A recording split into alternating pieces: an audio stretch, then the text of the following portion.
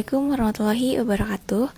Perkenalkan, nama saya Siti Nurul Fatimah dari kelas 20 AKB dengan NPM 204020068. Di sini saya akan menjelaskan apa itu Monsoon Sim, peran dan juga fungsi Monsoon Sim dalam pembelajaran sehari-hari.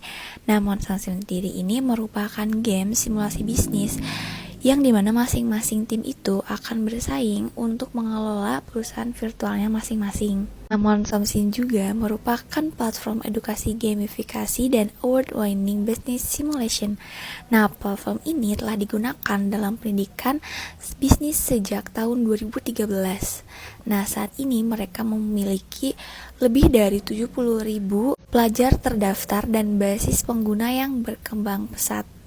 Nah, Monsoon Sim juga menguntungkan siswa dan mahasiswa serta staf dengan mampu memperoleh pengetahuan yang lebih luas tentang operasi bisnis dan memungkinkan mereka untuk lebih fleksibel dan juga lebih mampu berkomunikasi dengan rekan kerja mereka untuk membangun sebuah perusahaan virtual. Nah, peran simulasi bisnis Monsoon Sim ini sebagai media atau alat bantu dalam proses pembelajaran ERP.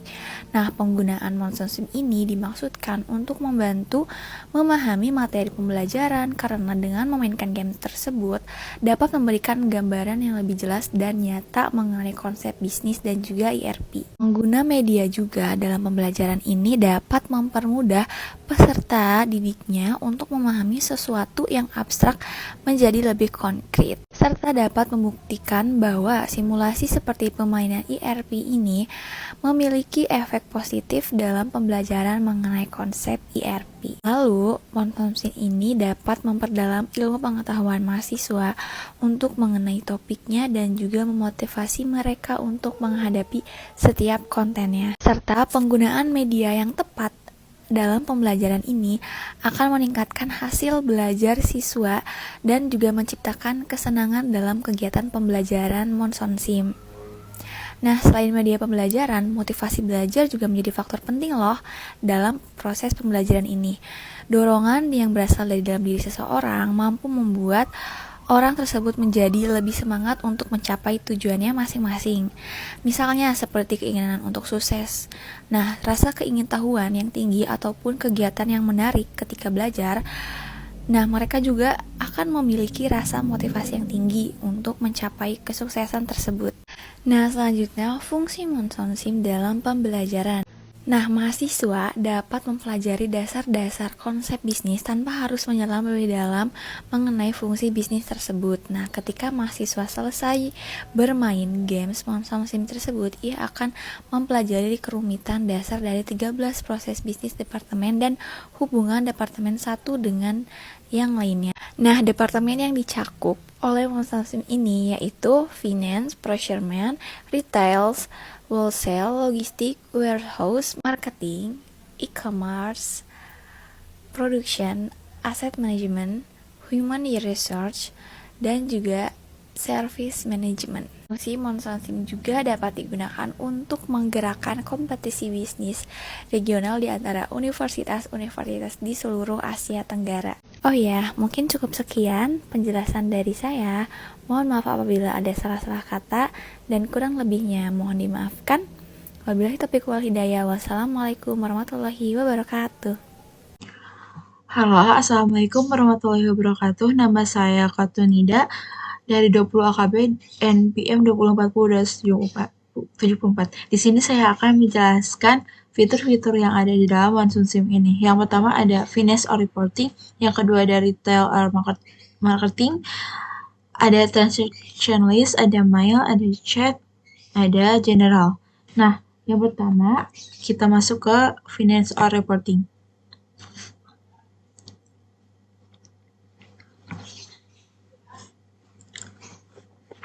Oke. Nah, di dalam finance or reporting ini ada yang pertama ada delinquents. Nah, oke. Delinquents itu apa? Delinquents itu suatu kondisi di mana pembayaran atau pemberian sewa itu tidak berhasil dikarenakan tidak cukupnya uang. Nah, maka perusahaan seharusnya menghindari hal itu dengan cara selalu mengatur arus kas dengan baik.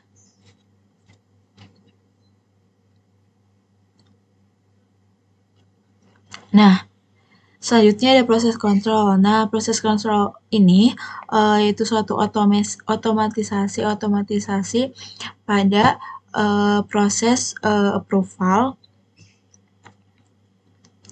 Misalnya otomatisasi pada otomatisasi approval ya untuk pembelian pada saat pembelian finished goods.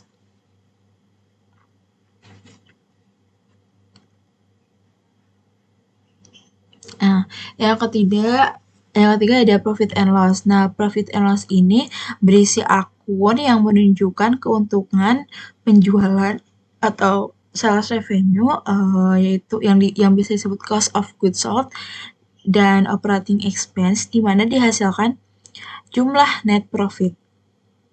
Nah, model ini juga dapat memberikan suatu bayangan kepada perusahaan dan merupakan indikator dalam menilai hasil perusahaan.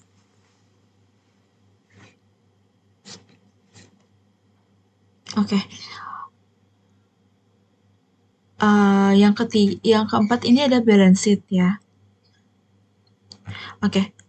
Balance sheet ini itu adalah pada sub ini dapat diketahui beberapa aset, yaitu seperti liability yang tadi, owner's equity sampai sampai hari ke-30 dapat diketahui cash on hand, inventory value sebagai total aset. Nah, selain itu juga dapat diketahui juga total net profit dan paid in capitalnya. Oke, yang selanjutnya ada cash flow. Nah, pada cash flow ini, kita akan mengetahui net cash on hand yang ada pada periode tertentu, yaitu pada periode ini juga dapat dilihat laba rugi berupa grafik yang sebagai indikator. Oke, selanjutnya ada trial balance. Nah, trial balance ini juga merupakan kumpulan suatu laporan keuangan yang menunjukkan jumlah akhir dari semua akun yang ada. Jadi hasil semuanya gitu. Untuk integrated report ini kita dapat melihat anggota tim yang bermain pada saat itu.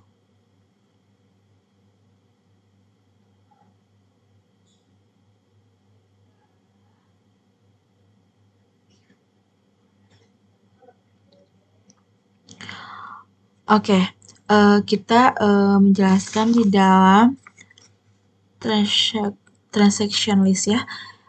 Transaction list ini berupa sebuah transaksi pembelian sewa gitu-gitu itu yang selalu ada di transaction list ini. Jadi kayak daftar transaksi gitu.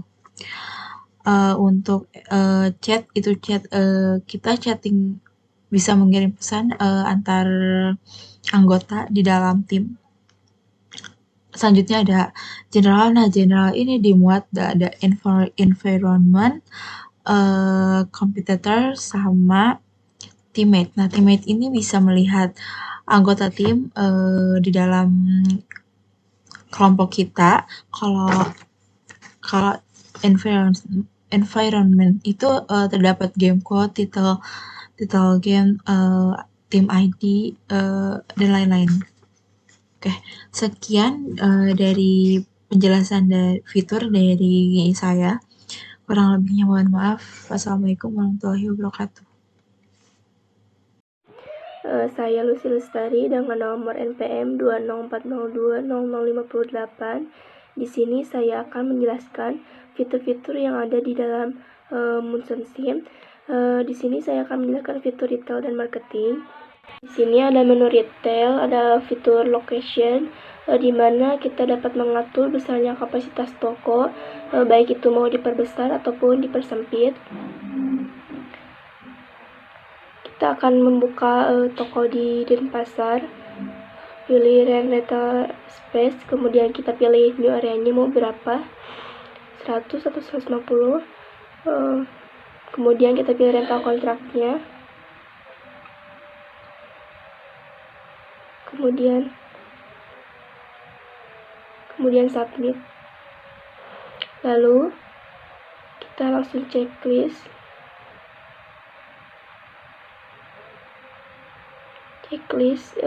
Di buka toko di Denpasar. Langsung ke menu finish good purchase. Kita di sini dapat memilih harga jual, harganya, tempatnya. Kita pilih dulu vendornya, kemudian tempatnya di Denpasar, kemudian harganya, apple berapa, orange berapa, melon berapa, kemudian kita pilih cash on delivery-nya.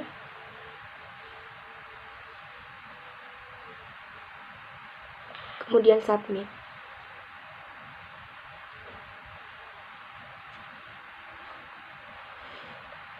Lalu langsung checklist.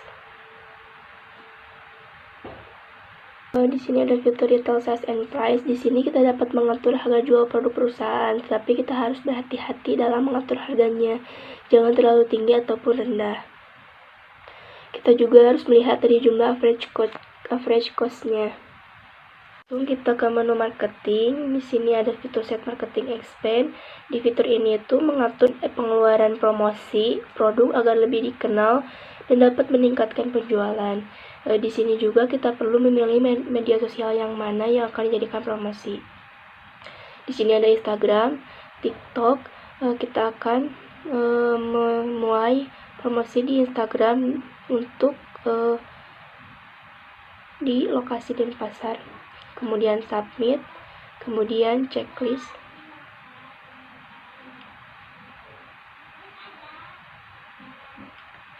Langsung kita ke menu marketing. Di sini ada fitur view market report. Di fitur view market report ini kita bisa melihat laporan yang telah dibeli sebelumnya.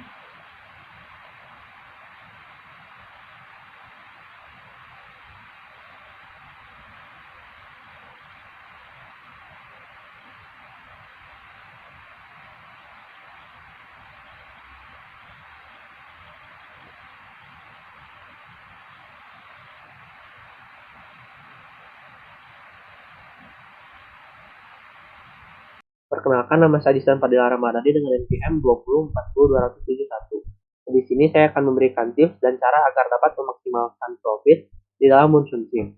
Seperti teman-teman ketahui bahwa Monsunsim merupakan website simulasi game bisnis. Di sini teman-teman diminta untuk menjalankan sebuah bisnis yang menjual produk berupa jus. Menurut saya terdapat beberapa tips dan cara agar dapat memaksimalkan profit tersebut. Di sini, saya menggunakan recap dari permainan Monsunsim yang telah kelompok saya lakukan. Tips yang pertama adalah lokasi. Pemilihan lokasi sangat berpengaruh terhadap pemaksimalan profit, karena lokasi-lokasi di sini memiliki tingkat penjualan yang berbeda-beda, sehingga teman-teman harus bisa menentukan lokasi mana yang akan teman-teman buka. Lalu tips yang kedua adalah dalam pembelian persediaan. Dalam pembelian persediaan, terdapat dua vendor. Di antara dua vendor ini terdapat salah satu vendor yang pengirimannya sangat lambat, sehingga teman-teman harus bisa menentukan vendor mana yang sesuai dengan kebutuhan teman-teman.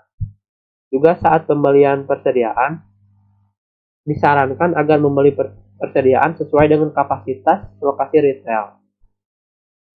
Lalu tips yang ketiga adalah tips yang paling penting, yaitu penentuan harga. Penentuan harga sangat berpengaruh besar terhadap pendapatan atau profit.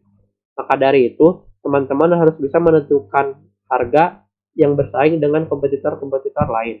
Teman-teman dapat menggunakan data penjualan di sini sebagai acuan dalam menentukan harga. Seperti yang telah saya sebutkan di awal bahwa lokasi-lokasi di awal memiliki tingkat penjualan yang berbeda-beda.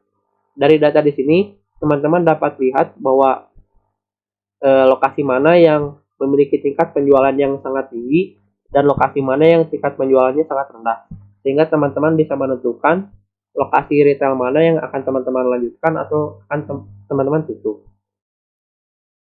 Lalu yang tak kalah penting menurut saya adalah kerjasama tim. Kerjasama tim di sini adalah artinya komunikasi di antara teman-teman dan anggota kelompok teman-teman yang lainnya. Dalam permainan Monsunsim ini, kelompok saya mendapatkan profit yang cukup lumayan besar. Sekian tips dan cara dari saya, semoga membantu teman-teman. Terima kasih atas perhatiannya. Perkenalkan, nama saya Arhas Rasenan Pranandito dengan NPM 2040259. Di sini saya akan menjelaskan sedikit bagaimana cara bermain Monsoon Sim. Seperti yang sudah kita ketahui, Monsoon Sim merupakan website bermain game bisnis online. Nah, langkah pertama yang perlu kita lakukan, di sini pertama-tama kita harus membuka cabang terlebih dahulu, yaitu dengan masuk ke menu retail lalu pilih location. Nah, di sini terdapat beberapa lokasi yang bisa kita pilih. Di sini saya akan coba pilih di Jakarta, lalu pilih luas areanya 100 meter dan rental kontraknya selama 30 hari. Nah, lalu akan muncul tampilan seperti ini, tinggal kita approve saja.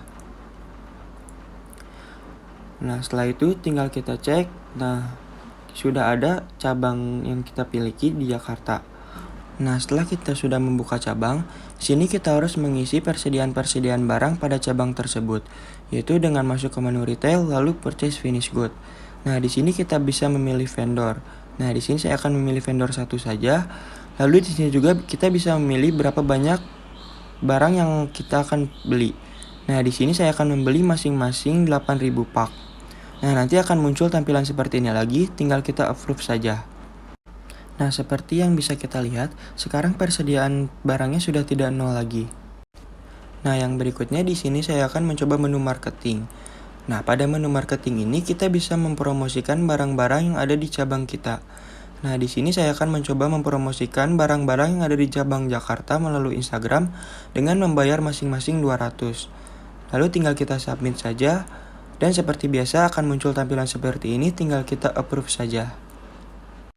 Nah, yang selanjutnya di sini saya akan mencoba mengubah masing-masing harga pada produk yang kita jual. Caranya dengan masuk ke menu retail, lalu masuk ke menu retail sales and price. Nah, nanti akan muncul tampilan seperti ini. Nah, di sini kita bisa mengubah masing-masing harga dari produk yang kita jual. Misalnya di sini saya akan menaikkan harga pada masing-masing produk yang ada di Jakarta. Misalnya pada apple juice saya naikkan pada harga 28, orange juice saya naikkan pada harga 31, dan melon juice saya naikkan pada harga 33.